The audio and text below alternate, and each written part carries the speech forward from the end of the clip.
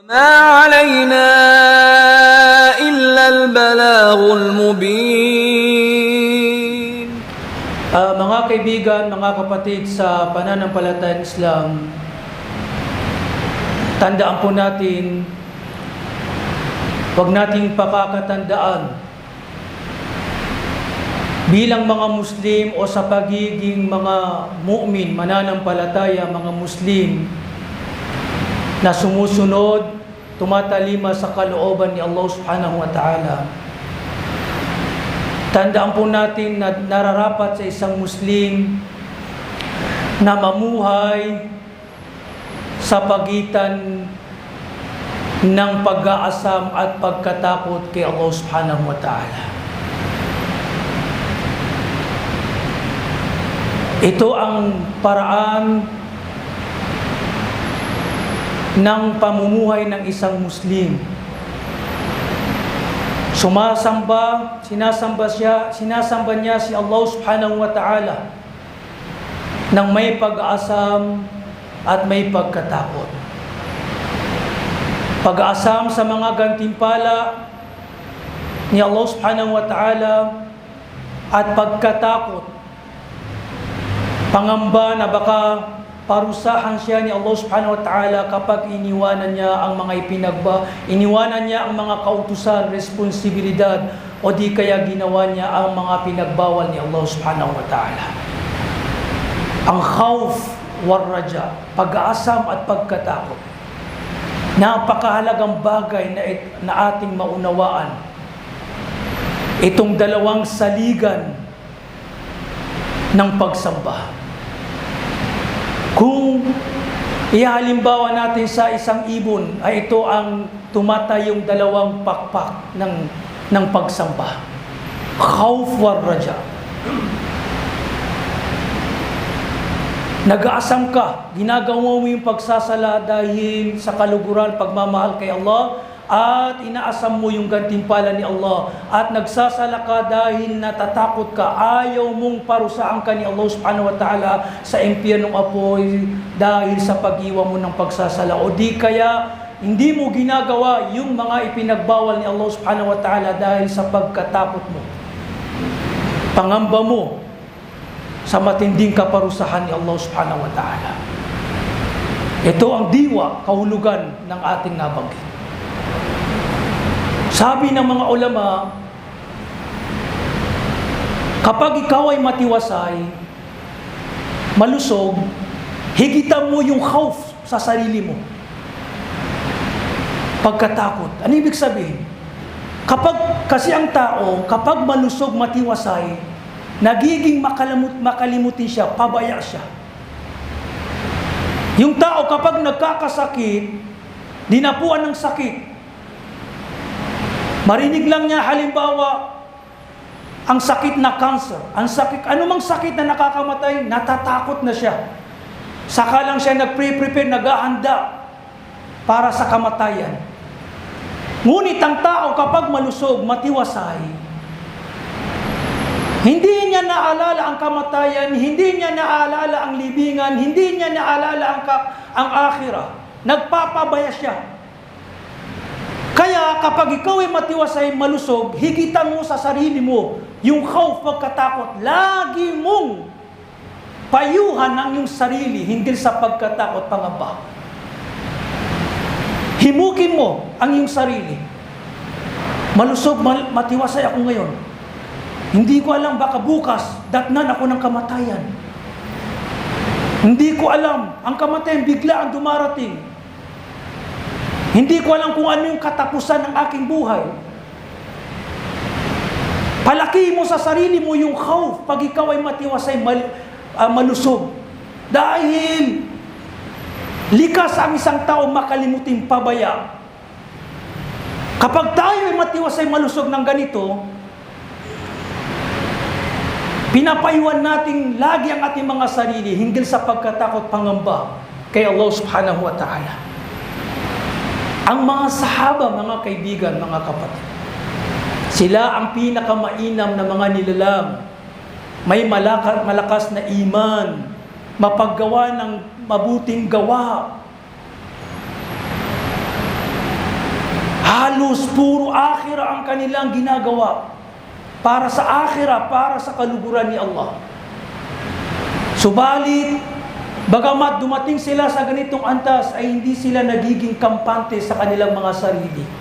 Nangangamba pa sila sa kanilang mga sarili. Ganito ang katangian nila at ganito ang katangian ng tunay na mananampalataya. Hindi sila mapakali. Sinususpect nila ang kanilang mga sarili na maaari sila ay munafik o di kaya mapagkulang, makalimutin o di kaya mapapabaya. Baka meron silang pagkukulang. Kahit ganun sila, mga sahaba. Tinatakot, meron silang pangamba parati sa kanilang mga sarili. Sahabang mga yan. Kasamahan. Nakasalamuhan nilang mahal na propeta, bumababa ang mga kapahayagan sa kanilang harapan. Subalit, hindi sila nagiging kampante. Ano pa kaya tayong mga pangkaraniwang tao? Makagawa lamang tayo ng pagsasalaw, ano pa mang pagsamba ay nabibilib na tayo at nagiging kampante tayo. Huwag tayo maging kampante. Hindi natin alam ang magiging hantungan, magiging ending ng ating buhay. Si Aisha radhiyallahu anha, tinanong niya ang mahal na propeta sallallahu alaihi wasallam hinggil sa ayah. Walladhina yu'tuna ma ataw wa qulubuhum wajilah. Ya Rasulullah, patungkol po ito sa ayah na sinabi ni Allah na sila yaong mga tunay na mananampalataya na ibinibigay nila yung ipinagkakaloob sa kanila ni Allah. Naglalaan sila para kay Allah sa landas ni Allah mula sa mga pinagkakaloob na biyaya pagpapala sa kanila ni Allah. Wa qulubuhum wajila. At ang kanilang mga puso ay nababalutan ng takot, pangamba kay Allah subhanahu wa ta'ala. Ano itong pagkatakot, pangamba, ya Rasulullah? Bakit sila natatakot? Bakit sila nangangamba? Sila ba ay yung mga taong nagnanakaw, gumagawa ng pag-inom ng alak o pagsisinaw? Ya Rasulullah, sabi niya, ya bint as-Siddiq, hindi ganyan ang pag-unawa sa ayah. Sila yung mga taong walakinnahum alladhina yasumun wa yusallun wa yatasaddaqun wa yakhafuna alla yuqbala minhum. Sila yung mga taong nag-aayuno, nagsasala, nagbibigay ng kawang gawa at natatakot, nangangamba sila na baka hindi tanggapin sa kanila ni Allah subhanahu wa ta'ala ang mga mabubuting nilang gawa. Nagsasala daw, nagsasadaka, nag-ayuno, gumagawa sila ng pagsamba. Subalit ang mga puso nila ay wajila. Nangangamba, natatakot na baka hindi sa kanila tanggapin ni Allah. Bagamat sila ay mga muklis sa kanilang mga gawain. Ganyan ang mga sahaba. Hindi sila nagiging kampante sa kanilang pamumuhay. Nandun pa rin yung pangamba, takot. Ulaika hum sabiqul khairat, ulaika alladhina yusari'una fil khairat. Sila yung mga taong nag-uunahan sa kabutihan. Si Abdullah bin Abi Malika na isang tabi'i, sabi niya, naabutan ko ang mahigit 30 mga sahaba. Naabutan ko sila sa kanilang panahon. Napansin ko na halos lahat ng mga sahaba ay pinangangambahan nila sa kanilang mga sarili ang nifaq. Subhanallah. Yung mga sahaba daw na mahigit 30, yung iman nila, hindi sila kampante. Bakos nangangamba pa sila sa kanilang mga sarili na baka tinatagnay nila ang mga ang sifat na nifaq. Katulad ni Umar bin Khattab nang tanungin niya si Hudhaifa bin Yaman na siya ang nakakaalam sa mga lihim, sekreto ng mahal na propeta. Ya Hudhaifa, sabihin mo sa akin, si Umar yan. Pangalawang khalifa, nabanggit na si Shaitan ay natatakot sa kanya kapag dumadaan sa isang daan, sa isang kalye nakakasalubong na si Shaitan, maliban na lamang si Shaitan ay lumilihis sa kanyang daanan. Ya Hudhaifa, sabihin mo sa akin ang totoo, nabanggit ba ako ng mahal na propeta sallallahu alaihi wasallam sa mga tao, mga munafik?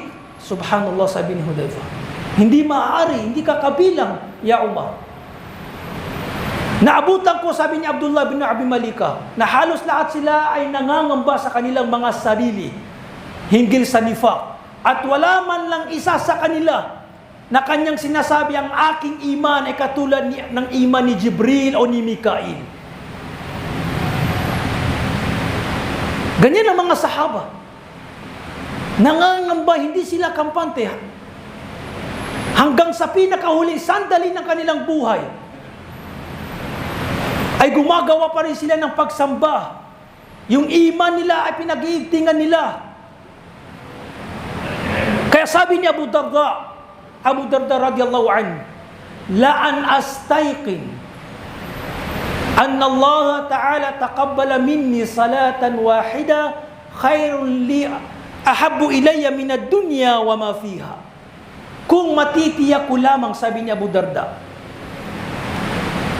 matitiyak, masisigurado ko lamang na si Allah subhanahu wa ta'ala tinanggap niya ang isang sala na aking napagsalahan, mas mainam, mas kaibig-ibig sa akin ang isang sala na natiyak kong tinanggap ni Allah kaysa sa mundo at ano pa mang napapaloob dito na makamundong bagay.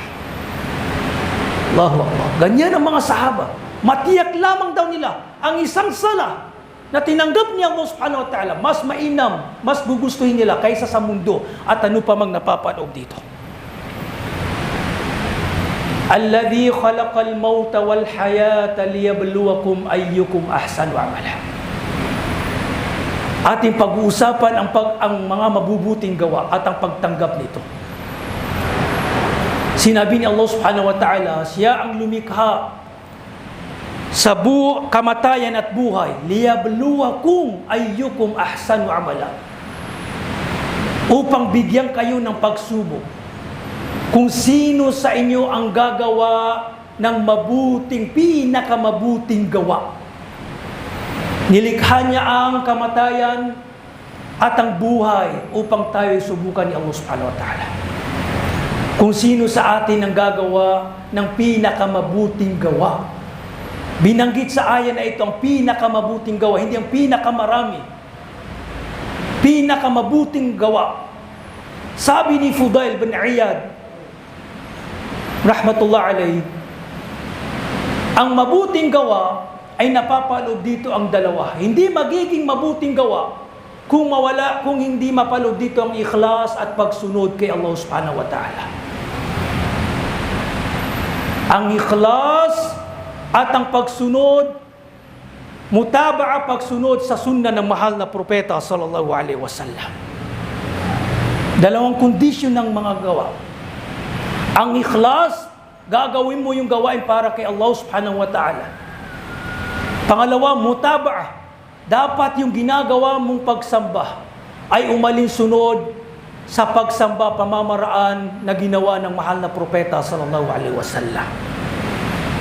Bagamat sa panahon natin ngayon, nakakalungkot isipin ang kalagayan ng ilan. Tignan nyo ang ilan o karamihan. Kapag sa mga bid'ah, kapag sa panggagaya sa mga kufar, nangunguna sila.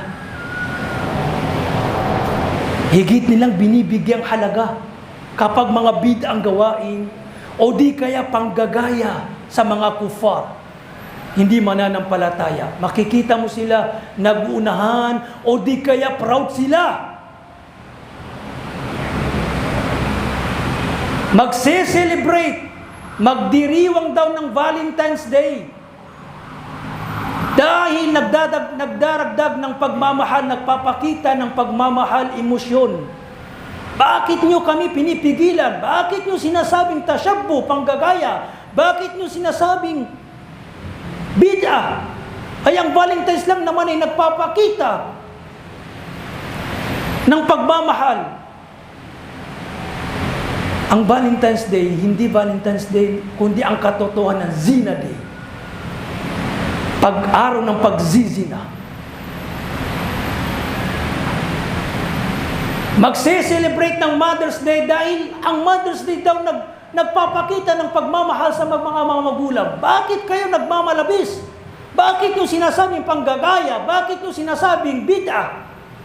Nagse-celebrate ng Maulidun Nabi dahil nagpapakita lang ng pagsunod, pagmamahal sa mahal na propeta. Bakit yung sinasabing mga bid'ah? Kapag sa mga bid'ah gawain, kapag sa mga panggagaya, proud sila, nangunguna sila. Subali kapag sa sunnah ng mahal na propeta sallallahu alaihi wasallam, makikita mo sila, subhanallah, na iniiwanan nila. Dumadaan itong mga pag-aayuno sa Yawm Arafah, dumadaan sa kanila itong araw ng pag-aayuno sa Ashura, at iba pang mga sunnah na mga gawain. Hindi daw nila ginagawa dahil ito ay sunnah lamang, hindi wajib. Ganon sila mga tuwiran. Kapag sa bid'ah mga gawain, kapag sa panggagaya sa kufar, number 1. Subalit kapag sa tunay na sunnah ng mahal na propeta sallallahu alaihi wasallam, hindi nila ginagawa. Nangangatuwiran pa sila, sunnah lang yan, hindi naman wajib. Tingnan niyo ang mindset ng ilan, karamihan.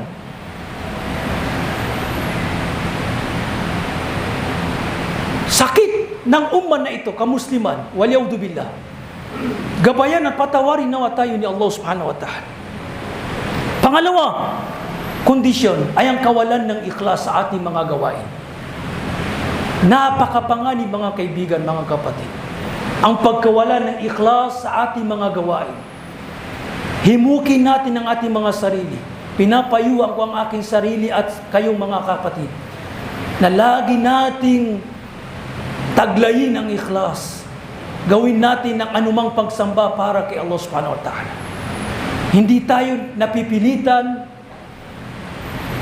hindi sa makamundo, interes, pagkatakot sa isang tao, pagpupuring ng mga tao. Gawin natin ang pagsamba dahil para kay Allah subhanahu wa ta'ala. Yung pag-aasam at yung khawf. Isa sa nabanggit sa isang hadith, nabanggit natin dito sa mga naunang lecture natin, kung gaano kapanganib kapag nawalang ikhlas sa mabubuting gawa. Nabanggit yung mahabang hadith ng mahal na propeta sallallahu alaihi wasallam na unang 3 taong itatapon sa impyernong apoy. Itong 3 tao, ginawa nila yung mga malalaking pagsamba, subalit dahil sa kawalan ng ikhlas ay nagdulot, naging dahilan na sila ay makapasok sa impyernong apoy. Hindi para kay Allah subhanahu wa ta'ala ang ginawa nilang pagsamba. Una, sabi ng mahal na propeta, unang lilitising sa mga tao ay isang taong nag-jihad. Alam natin kung gaano kataas ang jihad sa relihiyong Islam. Dirwatu sanamil Islam. Ito ang pinakamataas na uri ng gawain sa Islam. Dahil dinedepensa niya ang kamusliman, ang relihiyong Islam. Isang mujahid, tatawagin ni Allah subhanahu wa ta'ala. Anong ginawa mo? Ya Allah, qataltu fika hatta istushhidtu. Nakibaka ako sa iyong landas hanggang ako ay namartir na shahid. Sasabihin niya Allah, at siya ang higit na nakakaalam sa ating mga layunin, mga hangarin, kadhabt. Ikaw ay nagsinungaling. Subalit nakibaka ka lamang, nagjihad ka upang masabing ikaw ay matapang. O di kaya makamundong bagay, makuha lamang ang interes. Uutusan niya ang mga anghel. Kakalat ka rin siya at itatapon sa impyernong apoy. Waliyaudu billah. Ikalawang uri ng tao, taong nagsaliksik ng kaalaman, nagbasa ng Quran, tatawagin ni Allah subhanahu wa ta'ala. Anong ginawa mo? Binasa ko po, ya Allah, ang Quran at inunawa. Naging hafid, mashallah. Nag-aral ng kaalaman hanggang sa naging alim, mashallah.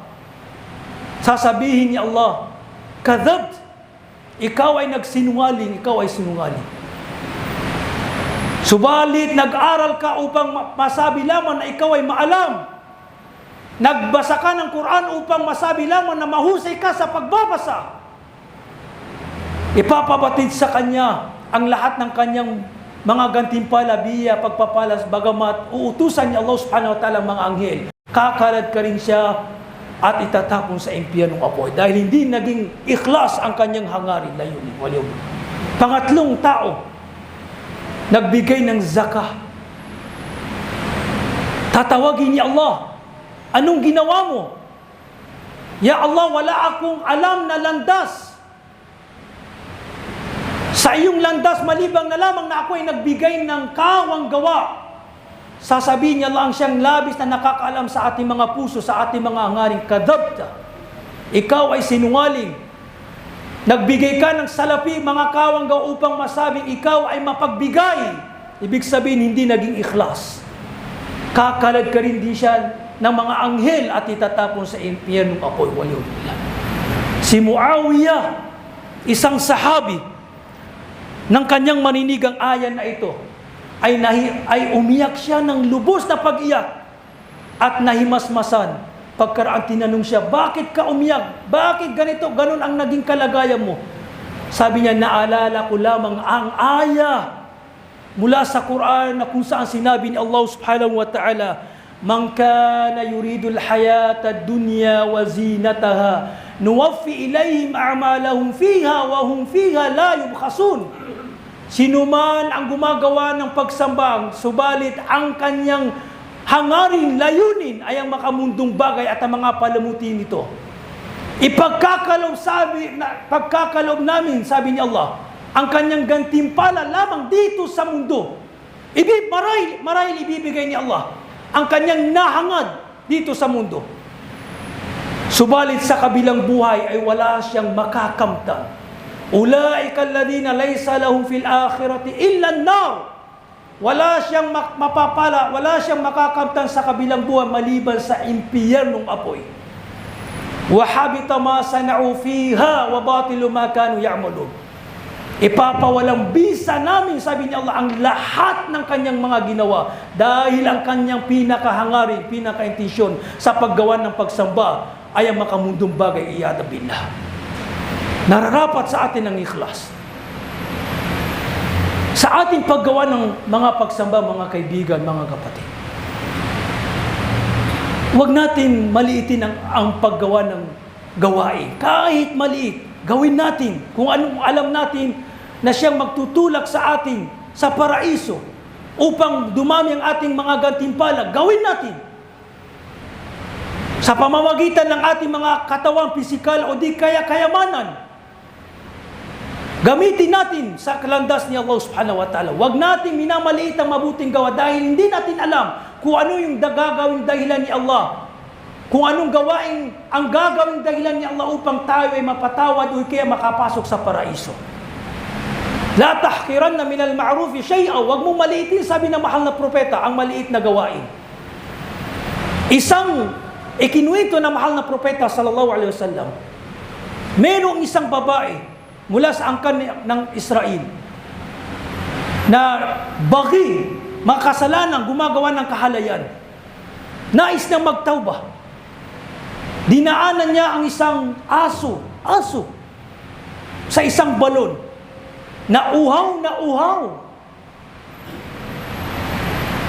Naawa siya sa aso na ito. Kumuha siya ng tubig mula sa balon at pinainom niya yung aso. At siya ay pinatawad ni Allah subhanahu wa ta'ala dahil lamang sa pag-inom niya, ginawa niyang pagpapainom niya sa aso. Pinatawad ni Allah subhanahu wa ta'ala. Isa pa, sinabi ng mahal na propeta sallallahu alaihi wasallam, nakita ko ang isang lalaki sa paraiso na namamasyal. Naglalakad sa paraiso dahil lamang sa isang punong pinutol niya. Na itong puno na ito ay nakakapinsala sa mga tao sa daanan. Napakaliit na gawain. Subalit naging dahilan upang patawarin siya ni Allah subhanahu wa ta'ala o di kayo makapasok sa paraiso. Huwag nating maliitin ang paggawa ng kabutihan, mga kaibigan, mga kapatid. Gabayan nawa tayo ni Allah subhanahu wa ta'ala at patawarin nawa tayo ni Allah subhanahu wa ta'ala at naway gawin niyang kaibig-ibig, kamahal-mahal sa ating mga sarili ang paggawa ng kabutihan at gawin niyang kamuhi-muhi sa ating mga sarili ang paggawa ng kasalanan. Barakallahu li wa lakum fil Qur'anil Karim wa nafa'ani bima fihi minal ayati wa dhikril hakim. Aqulu ma tasma'un wa astaghfirullah li wa lakum wa lisa'il muslimina min kulli dhanbin fastaghfiru innahu huwal ghafurur rahim. Astaghfirullah. Bismillahirrahmanirrahim. Alhamdulillahirabbil alamin wassalatu wassalamu ala rasulillah, amma ba'd. Alhamdulillah mga kaibigan, mga kapatid, nais kong ipaalam sa inyo, insyaallah ta'ala, mahigit isang buwan ay darating sa atin ang dakilang bisita, ang pinagpalang buwan ng Ramadan. Mashallah. Mahigit isang buwan dahil sa first week of April, tatama o papasok ang unang Ramadan. Marahil April 2, 3, 4. Depende, pakikinggan lang natin ang anunsyo ng ating mga ulama. Tayo ay nasisiyahan. Marapat sa isang Muslim na nasa puso niya ang iman, pagmamahal sa Islam, ay nasisiyahan siya kapag narinig niyang malapit nang dumating ang buwan ng Ramadan. Nasisiyahan tayo. Hindi nagiging mabigat sa ilan. Ang problema sa ilang kamusliman, dahil sa kakulangan ng kaalaman o di kaya kakulangan ng iman, walang pagpapahalaga. Kapag narinig niya na malapit nang dumating ang buwan ng Ramadan, hindi siya nasisiyahan. Marahil ayaw niya. Dahil sa kanyang pag-iisip, darating na naman ang buwan ng pag-uhaw, gutom at pag-uhaw. Yun lamang ang pag-unawa niya sa buwan ng Ramadan. Uhaw at gutom. Darating na naman yung buong araw, gutom tayo, magpapakauhaw. Subhanallah. Hindi niya naunawaan. Ang buwan ng Ramadan ay mausimul khairat. Bakit tayo nasisiyahan? Dahil ang buwan ng Ramadan ay mausimul khairat.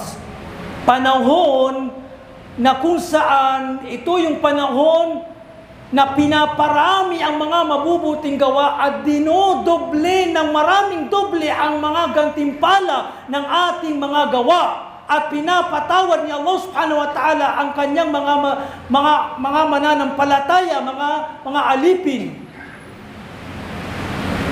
Nasisiyahan tayo dahil pagdating ng Ramadan, alhamdulillah, kahit nauuhaw, nagugutom tayo, subalit nagpaparami naman tayo ng mga gawain, napaparami natin ang ating mga gawa na kung saan ginagantimpalaan tayo ni Allah subhanahu wa ta'ala. Tunay ng pag-ainom, may pagkahirapan, may uhaw, gutom. Tinitiis natin ito. Kahit dito tayo sa mundo, mahirapan. Tandaan mo sa kabilang buhay, ikaw ay magpapahinga. Kung hindi ka nagpakahirap dito sa mundo sa pagsamba, tandaan mo, magpapakahirap ka sa kabilang buhay. Kapag nandun ka na sa impyerno pa po, iyadumila. Magpursige tayo dito sa mundo. Kahit tayo ay mahirapan sa paggawa ng pagsamba, tiisin natin dahil ito ay sa kapakanan natin. Sa kabilang buhay tayo ay magpapahinga. Kaya nga sabi niya, Ahmad ibn Hanbal, kailan tayo magpapahinga? Tinanong siya. Walang kapahinga dito sa mundo hanggang sa may apak natin ang ating mga paasa para iso ni Allah subhanahu wa ta'ala. Doon lamang ang kapahinga.